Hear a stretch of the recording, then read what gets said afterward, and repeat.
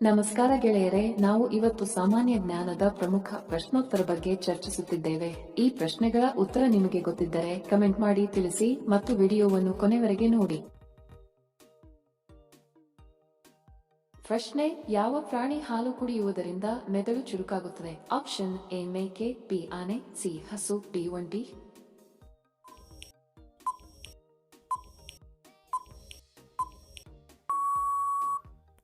ಸರಿ ಉತ್ತರ option C ಹಸು.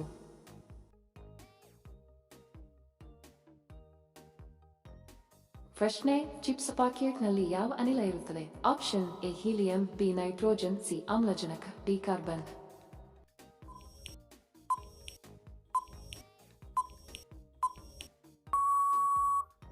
ಸರಿ ಉತ್ತರ ಆಪ್ಷನ್ ಬಿ ನೈಟ್ರೋಜನ್.